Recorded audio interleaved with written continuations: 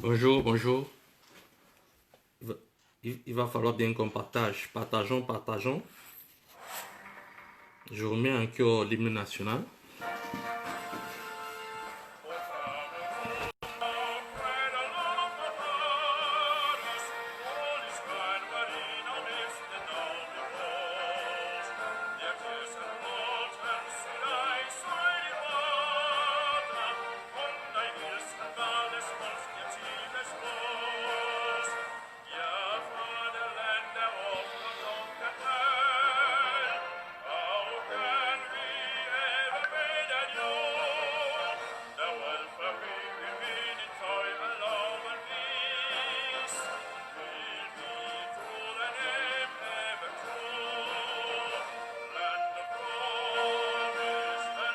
Bonjour, bonjour.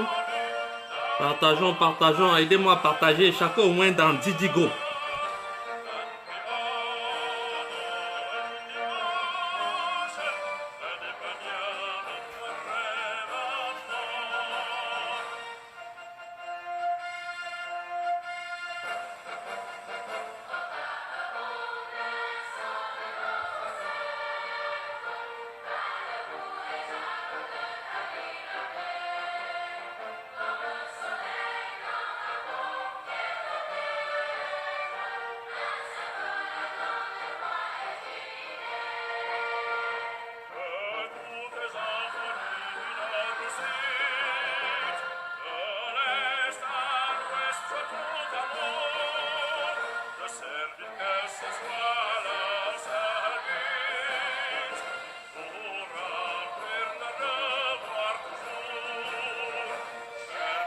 Bonjour, bonjour. Il faudrait au moins partager, s'il vous plaît. Chacun au moins dans 10 groupes. Chacun au moins dans 10 groupes. On se retire, on partage. On revient rapidement. Partageons, partageons, partageons, partageons. Partageons. Partageons, partageons une fois, un dernier tour de partage et je commence. Dès qu'on atteint à peu près un nombre significatif, je commence rapidement. Bienvenue, bienvenue. Faisal, bienvenue. Belle Rose, bienvenue. Hélène Chapi, la fidèle combattante, bienvenue. Merci d'avoir partagé. Merci d'avoir partagé, partageons.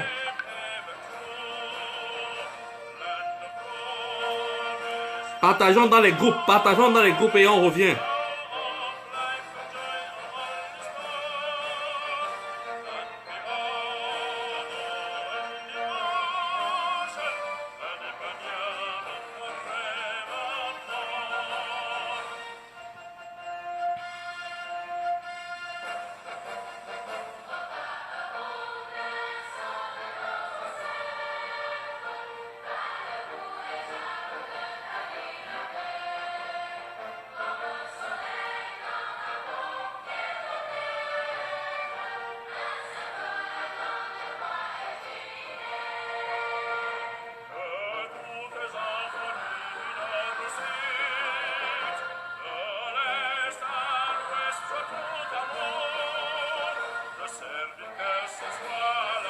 Bonjour, bonjour.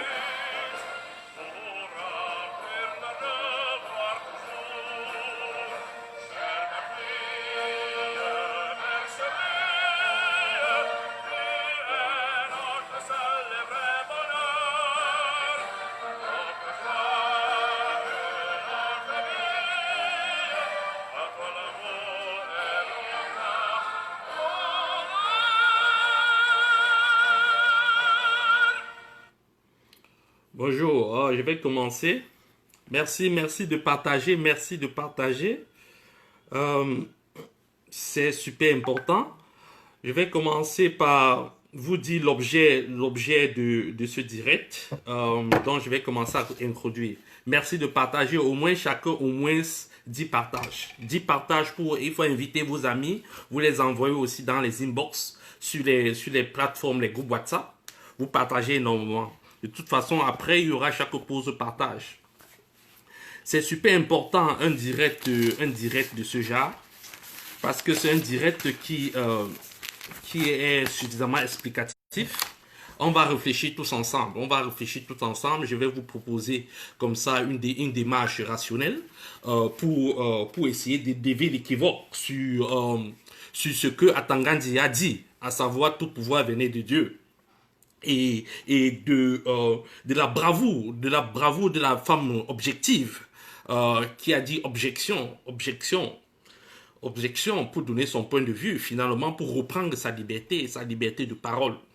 Donc il sera question ici de questionner la place de Dieu dans le combat, la place de Dieu dans la liberté et la place de la femme dans la liberté, la place de la femme dans l'univers, dans le projet humain et le sociétal.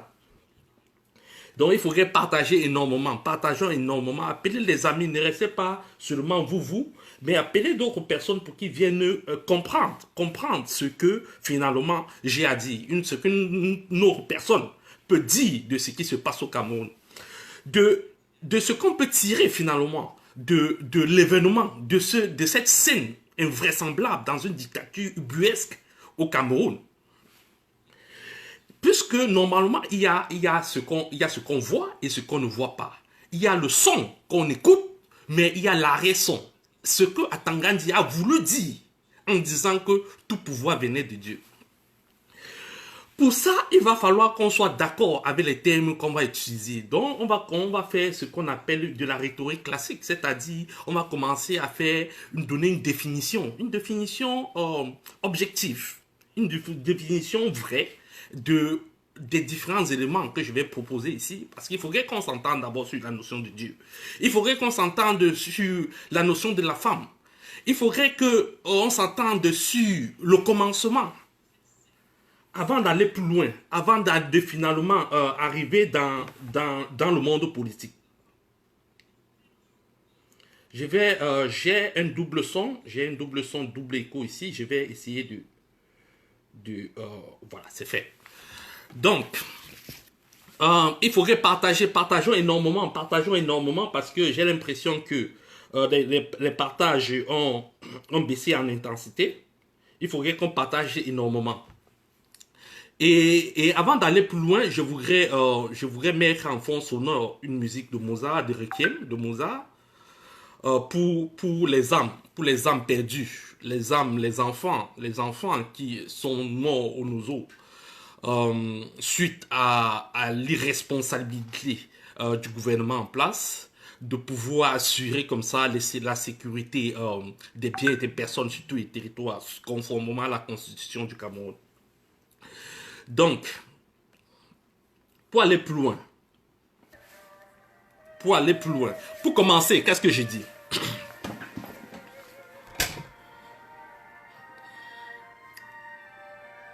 Dieu, c'est qui? Mais Dieu, en fait, c'est un être au-dessus. C'est un être au-dessus. C'est un être qui n'a pas de désir, qui n'a pas d'émotion. C'est un être transcendantal. C'est un être supérieur. C'est celui-là qui finalement sera le comptable de nos âmes. Celui vers qui, de qui tout part et vers qui tout aboutira. C'est cet être qui est au-dessus du monde et peut-être aussi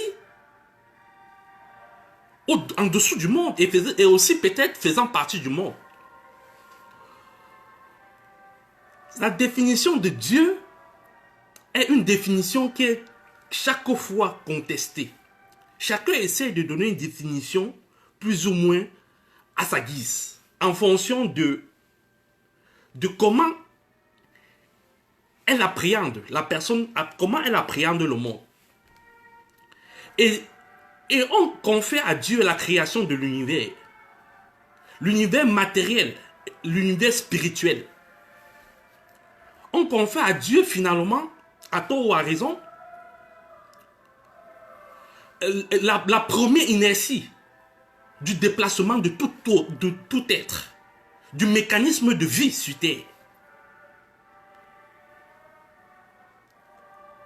Et finalement, de l'existence même des êtres qui questionnent l'existence de Dieu.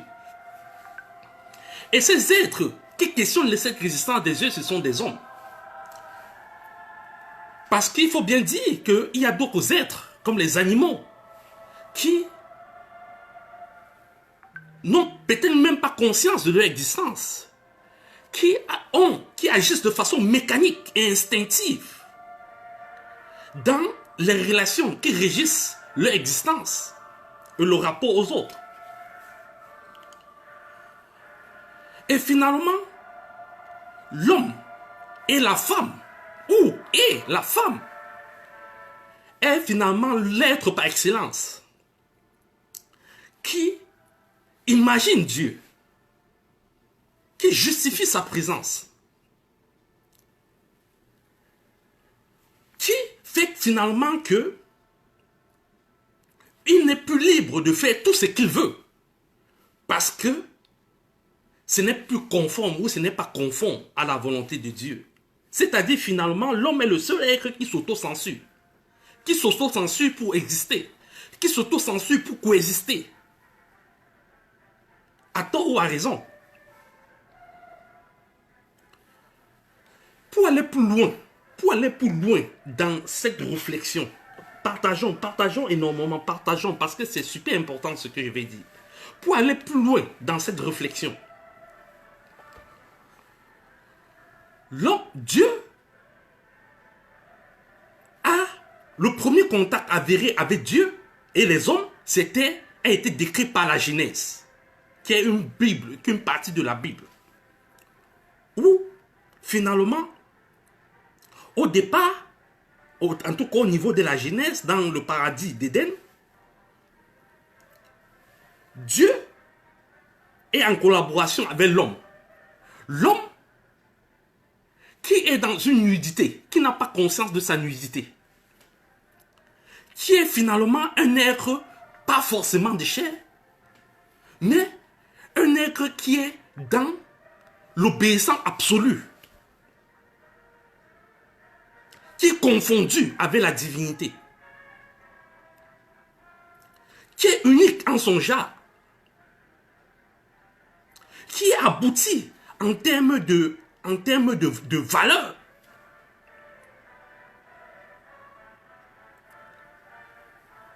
Mais Dieu va ôter de cet homme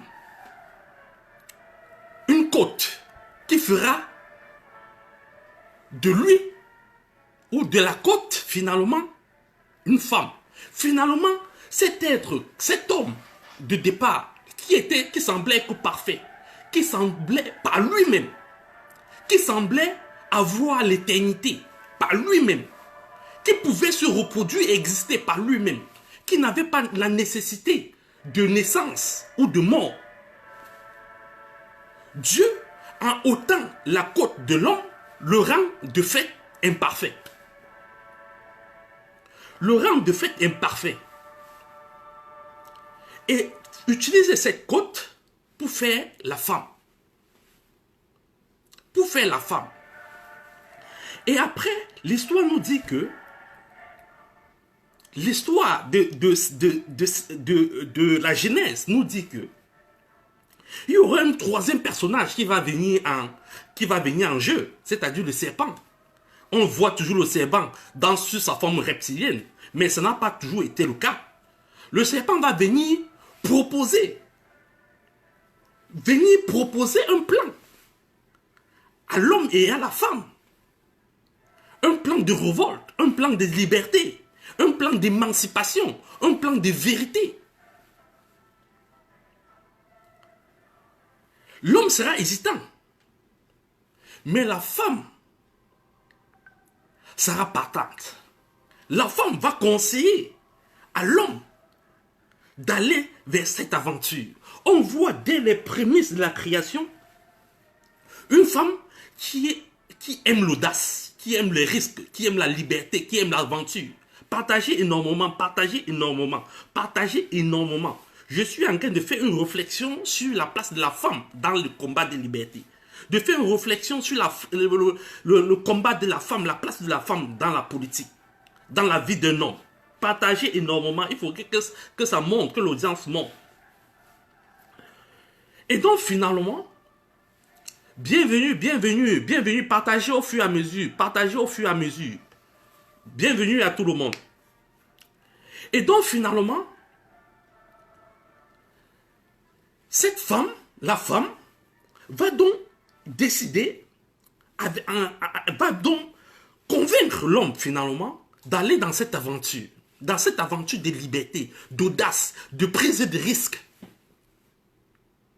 pour donc manger le symbole, le fruit interdit, c'est-à-dire le fruit de la connaissance, le fruit de l'égalité divine avec Dieu, l'égalité de connaissance, l'égalité d'ambition, l'égalité de libre arbitre. Et c'est comme ça que, chemin faisant, mais il franchit ce que je vais appeler le Rubicon, c'est-à-dire la limite infranchissable. Et c'est comme ça que ça va sceller comme ça les premiers pas terrestres de la vie de l'homme. Et Dieu dira, selon l'histoire, que serpent, tu ramperas et tu mangeras de la poussière. Ça veut dire que le serpent n'avait pas une forme, la forme reptilienne qu'on peut voir aujourd'hui. Ça voudrait dire que il y a eu une exagération de l'image du serpent en rampant sur un arbre et proposant le fruit à l'homme.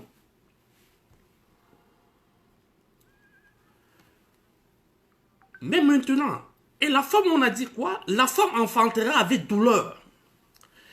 Mais il s'agit de quoi quand on dit enfanter avec douleur? Enfanter, ça veut dire enfanter quoi? Enfanter l'homme.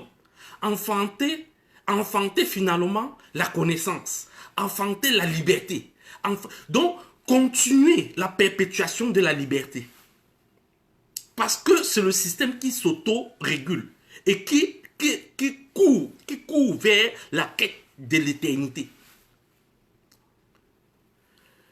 C'est super important que je fasse que j'utilise cette histoire, cette métaphore, qui vaut ce que ça vaut, qui est aussi pour les croyants comme pour les non-croyants une histoire, qui est une histoire.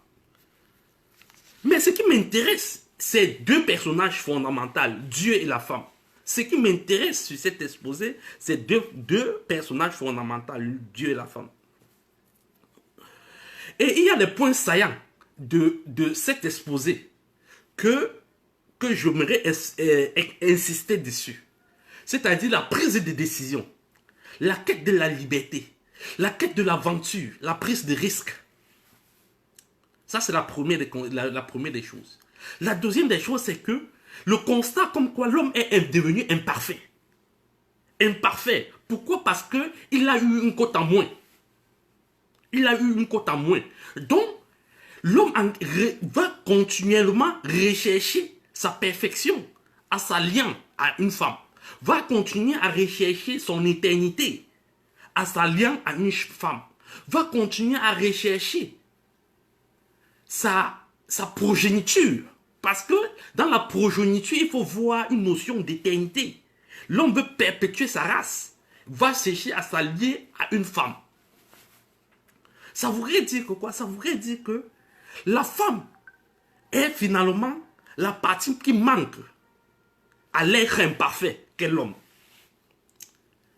Et la femme, finalement, on pourrait dire aussi vice-versa, que l'homme est la partie essentielle qui manque à la femme.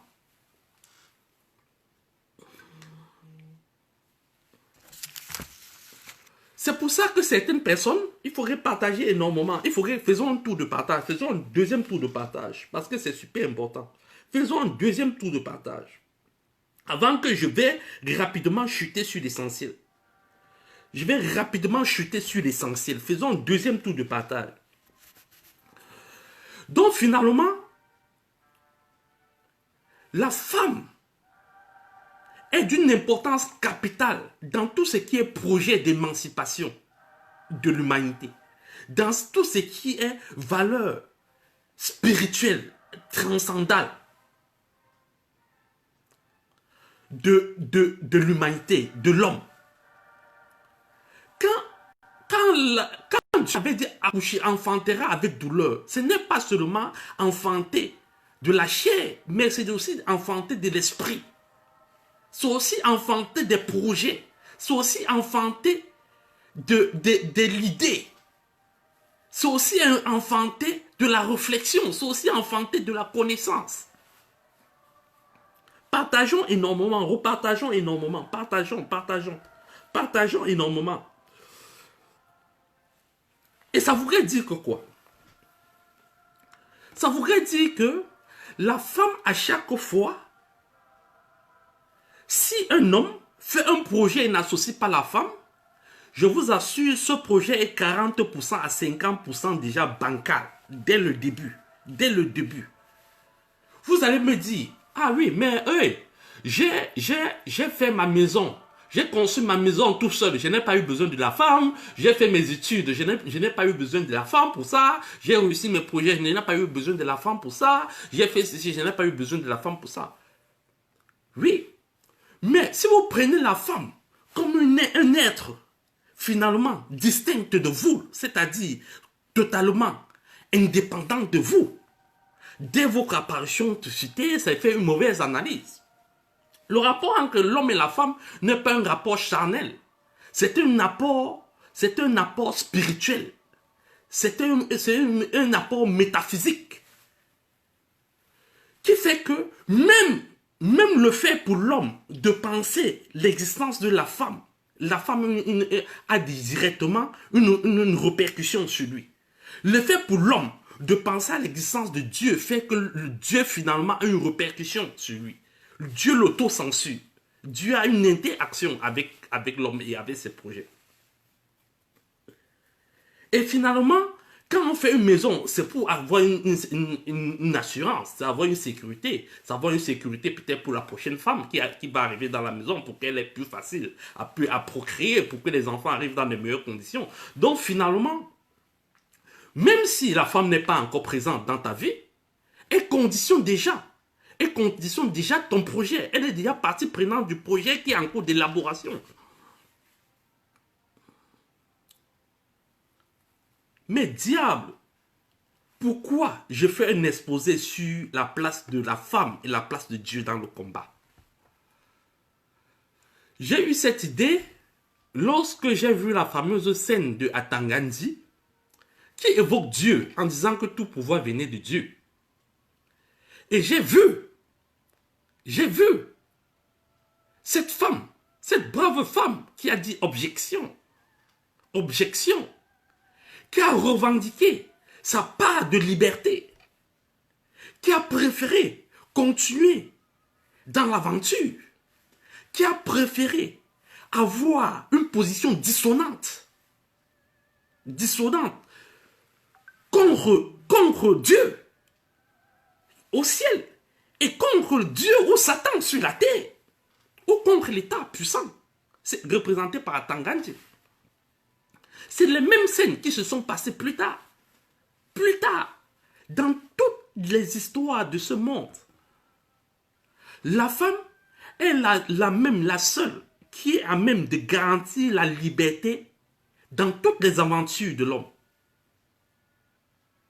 Dans toutes les aventures de l'homme, la femme est la seule, la même, qui est capable de garantir à la fin les libertés essentielles. Que ce soit dans l'histoire contemporaine, mais même dans les histoires des religions. Cette femme a dit objection. Objection, c'est où j'ai vu l'opportunité de faire une réflexion profonde sur la place de Dieu, la place de la femme dans le monde politique. Est-ce que Atangandi a eu raison de dire que tout pouvoir venait de Dieu? Moi, je vous dis tout de suite, non. Non. Non, non et non. Non et non. Dieu est un être qui, et ça c'est mon opinion, c'est un être qui a fixé les règles avant. Et que c'est juste après la fin de la partie qui dira qui a gagné et qui a perdu. Dieu n'agit pas dans l'univers. Imaginez-vous quelqu'un qui crée un jeu au hasard. Qui crée un jeu au hasard. Qui connaît à peu près la probabilité de réussite ou de perte de ce jeu. Les créateurs de la ville de Las Vegas sont des gens qui seront toujours fortunés. Parce que de toute façon, ils ont fait que leur jeu ait une probabilité de réussite de 5%. Tant qu'il y aura des joueurs, ils seront toujours 95% plus riches que les années précédentes. Ils n'ont plus besoin de venir biaiser. Ils n'ont plus besoin de venir biaiser le cours du jeu et changer les règles au cours du jeu, non. Le jeu est déjà, les règles sont déjà fixées. Et de toute façon, Dieu sera gagnant.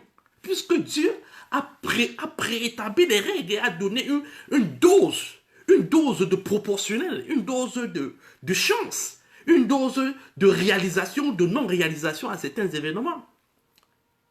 Une dose d'abstraction à certains événements. Donc finalement, Dieu laisse faire. Même si Dieu a une partie pris, Dieu laisse faire. Dieu peut te laisser mourir parce que de toute façon, il dira tu viendras au paradis. Dieu ne bronchera pas. Tu peux avoir n'importe quelle injustice dans ce monde que tu veux, Dieu ne bronchera pas. Pourquoi? Parce que c'est prévu dès la base. Même si le dé qui est pilpé, qui est fraudé, on sait bien que celui qui a fabriqué ce dé sait bien que la probabilité que le 6 arrive ou chaîne arrive n'est pas de 1/6, mais est en réalité de 1/25, ne fait pas de lui, il ne pourrait pas lui-même deviner par avance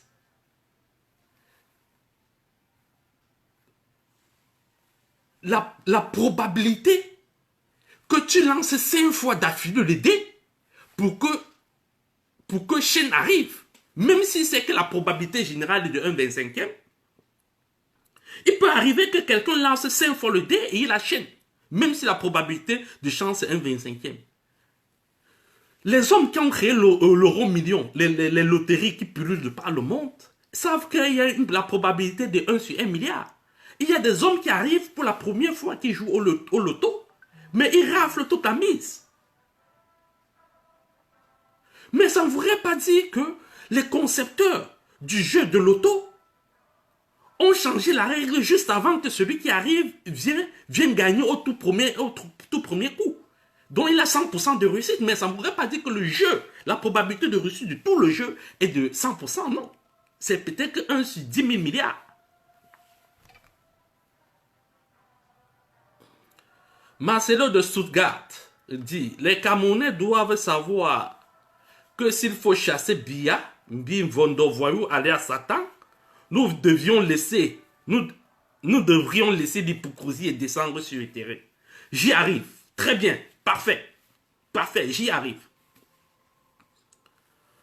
Dieu, je répète encore, Dieu n'a rien à voir dans les histoires des hommes. Dieu, s'il vient entrer dans les histoires des hommes, ça voudrait dire que Dieu se rabaisse. Dieu quitte la beauté, la magnificence de son être et de son existence, de sa présence, de sa prestance, pour descendre, se confondre à l'impurité de l'être, à la vacuité de l'existence. Dieu a établi les jeux et il a dit que le meilleur gagne. Et de toute façon, à la sortie, c'est moi qui vais distribuer les notes. C'est ça la vérité. Dieu, le pouvoir ne vient pas de Dieu. Le pouvoir ne vient pas de Dieu. Le pouvoir dans l'esprit de Atangandi, je répète, le pouvoir dans l'esprit d'Atangandi ne vient pas de Dieu. Atangandi a eu tort de dire que le pouvoir venait de Dieu. Le pouvoir sur cette terre ne vient pas de Dieu. Dans l'esprit d'Atangandi. Quand j'ai dit dans l'esprit d'Atangandi, ça veut dire quoi? Qu'est-ce qu'Atangandi a voulu dire en disant que le pouvoir vient de Dieu? Qu'est-ce qu'Atangandi a voulu dire? Atangandi veut vous faire croire et vous faire accepter que Paul Biya, comme il est là, c'est Dieu qui l'a mis là. Et si vous voulez vous opposer à Paul Biya, c'est que vous vous opposez à la volonté divine. Que vous vous opposez à Dieu. Ça veut dire que lui, comme il est l'allié de Paul Biya, il est l'allié de Dieu. Or, Dieu n'est pas un être démocratique. C'est un être dictatorial. En ce sens-là que, lorsque les hommes ont désobéi, ils n'ont pas dit, ah oui, c'est bien, chapeau, chapeau. Faites-vous, c'est la cour du roi Péto, faites comme vous voulez. Oh, c'est la liberté, allez, faites comme vous voulez. De toute façon, je n'ai rien à foutre. De toute façon, on est kiff, on est des égaux. Non. Dieu a dit, sortez de chez moi. Ici, je suis le seul qui règne. Je suis le seul. Il a dit au diable, sors de chez moi. Je suis le seul qui règne. Allez faire vos micmacs ailleurs. Et donc, Paul Biya, en tout cas Atangandi, vous faites croire que il faudrait de plus jamais vous en prendre au pouvoir de Paul Biya. Et parce que c'est Dieu qui l'a mis là, c'est à Dieu de l'enlever. Et comme Dieu est éternel, et comme ils savent pertinemment que Dieu ne réagira jamais, par là, ils savent que Paul Biya sera toujours là et de façon éternelle. Il ne faudrait pas entrer dans ce piège. Il ne faudrait pas entrer dans ce piège. C'est pour ça qu'ils ont laissé proliférer les églises de toutes sortes au Cameroun pour endormir l'esprit, pour véhiculer la notion selon laquelle tout pouvoir vient de Dieu. Et que finalement, tout est bien comme il est. On peut tuer nos os comme on veut. C'est la volonté de Dieu. Puisqu'il est venu pour pleurer le deuil. Pour pleurer le deuil des enfants, en principe, pour réconforter les familles. Et il dit, au lieu de parler, de pleurer des pertes en vie humaine, de faire le mea culpa sur la politique du gouvernement en matière de va-t-en-guerre, il dit non, c'est le réalisme politique. Tout ce que Dieu fait est bon. Tout ce qu'il laisse faire est bon. C'est sa volonté. Et il abjure Paul Biya. Il dit que ce que Paul Biya a fait là, c'est bon. Laissez comme ça. C'est la tradition. Il veut maintenir la tradition. Il veut anéantir tout mouvement de révolte ou de changement. Et c'est pour ça qu'il dit tout pouvoir vient de Dieu.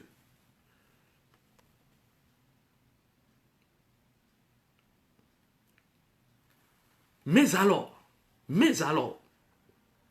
il y a une femme qui a dit objection, objection, objection, objection.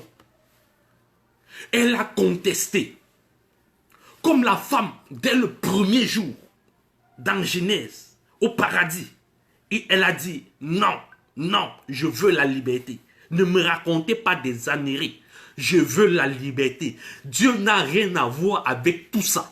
Vous tuez, vous dites que c'est au nom de Dieu, mais quel Dieu a quoi à voir avec ça? Mais c'est vous qui êtes responsable de tout ce qui arrive. Dieu après distribuera les points. Dieu a donné à chacun une feuille d'examen. Comme un examinateur, tu fais ce que tu veux dans ta feuille. Tu veux construire ta maison? Oui, fine. Tu dessines la maison que tu veux. Si ça ne te plaît pas, tu fais comment? Tu la déchires. Tu la déchires, tu reconstruis, redessines une autre. Il n'y a pas de règles. Si tu veux, tu sors de la salle d'examen, c'est-à-dire tu meurs. Si tu veux, tu déchires, tu casses ton bec. Si tu veux, tu tapes l'enseignant. Si tu veux, tu tapes l'enseignant. Tu tapes l'examinateur. Il n'y a pas de règles. C'est ta vie. Il n'y a pas de moralité, de bien ou de mal, au moment où les choses se passent. Il n'y a pas de bien ou de mal au moment où les choses se passent. Où tu saisis les opportunités que t'offre l'aléatoire de l'existence et finalement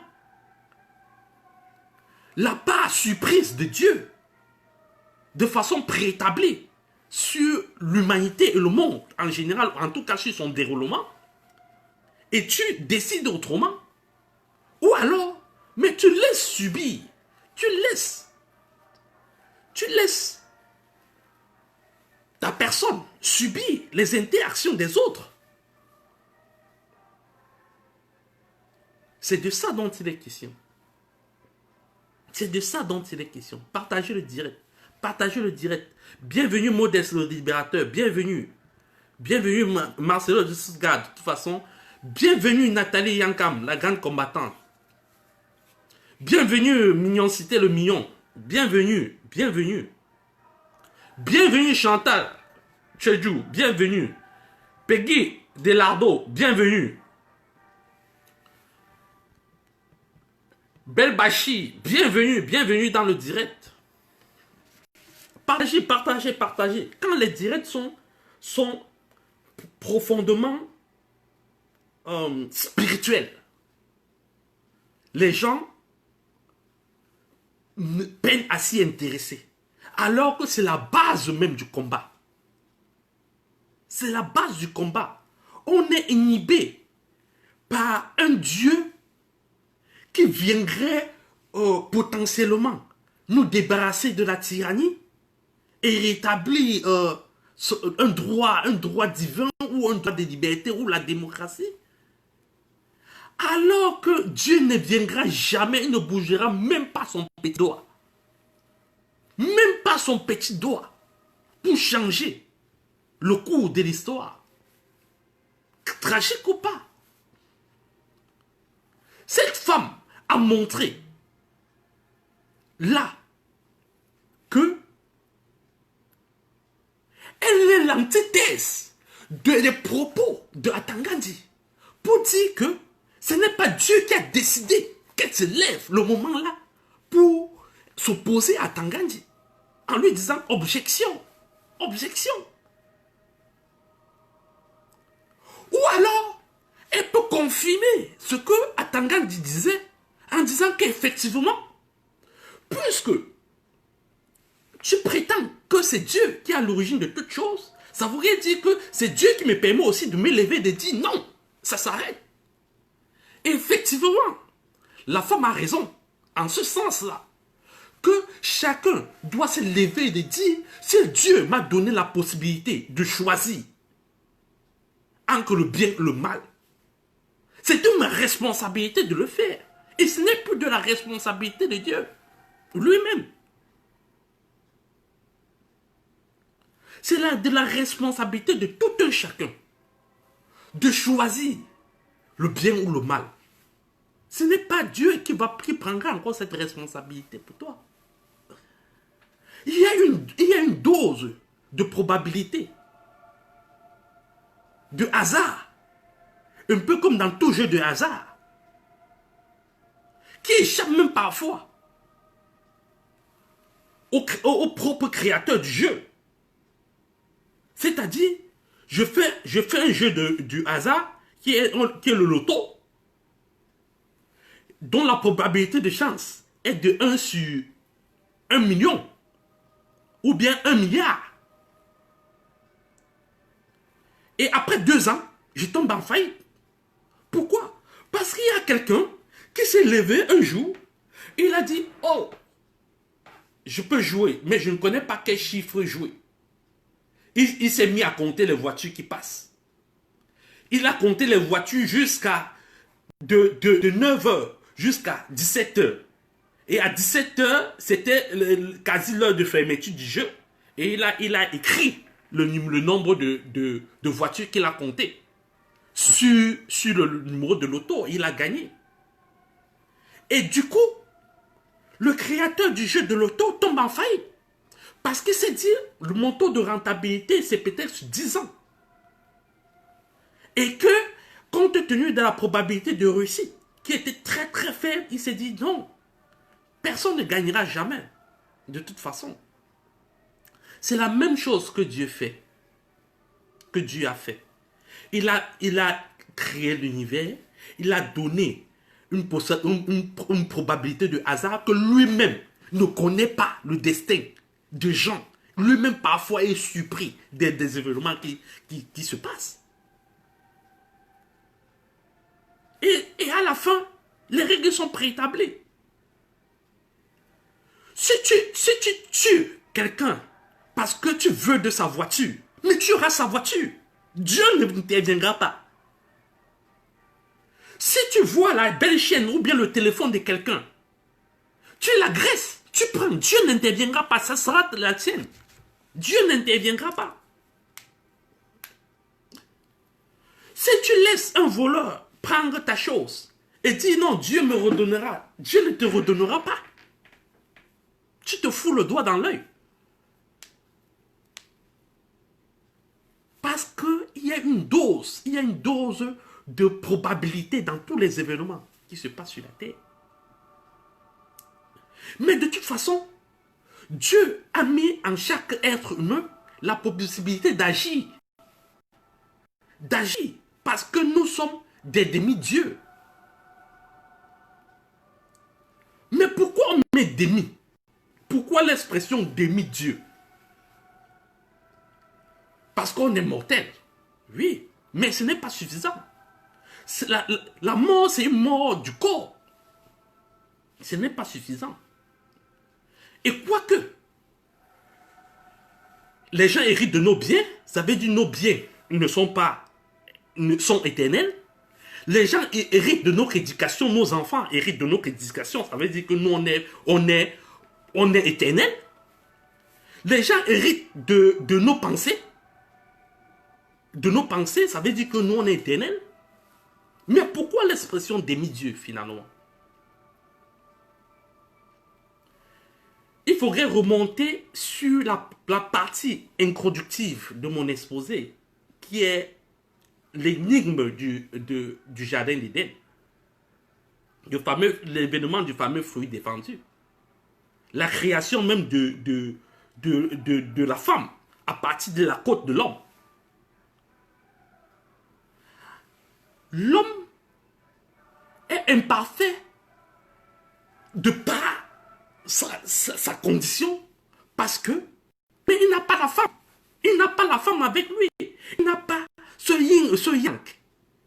Il n'y a pas ce yin, il n'y a pas le yang qui forme le yin. Ou bien il n'y a pas le yin qui forme le yang pour que finalement il devienne un cercle. Un cercle. Un cercle sans qu'un cercle, la roue n'est pas possible pour tourner et traverser les siècles.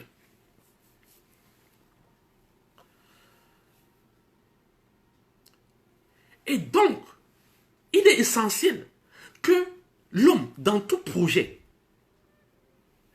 il associe son complément, il associe la femme pour avoir la complexité, toute la complexité du problème en question. Pour s'élever, quitter de l'imperfection de son être, pour se rapprocher de la perfection. Rappelez-vous des chromosomes en biologie. Rappelez-vous de la complémentarité de tous les événements. De tous les êtres sur Terre. De sexe mâle et femelle. Il est important dans ce combat Et ça, c'est le combat que je mène depuis. Que la femme soit la plaie angulaire de ce combat. Que la femme appréhende ce combat parce qu'elle est la mieux qui puisse défendre la liberté de l'humanité.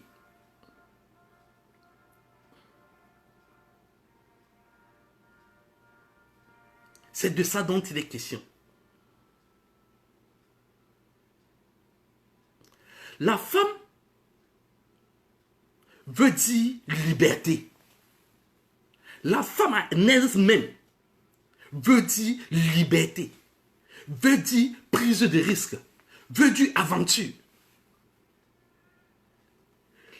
Toutes les études scientifiques montrent que les femmes sont imbattables dans ce qu'on appelle le sens de l'orientation. Dans le sens de l'orientation. Parce qu'elles aiment l'aventure, la prise des risques. Elles n'ont pas besoin d'un plan pour retrouver un chemin parcouru, ça fait plus de 20 ans. Les premières études ont commencé sur des animaux. Des rats, mâles et femelles, qu'on mettait dans les labyrinthes pour rechercher comme ça de la morsure, par exemple. Tous les rats femelles arrivaient de façon imbattable et systématique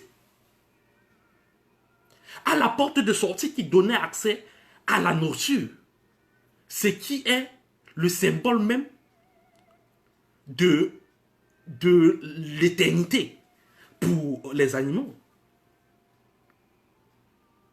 donc de la liberté. Les femmes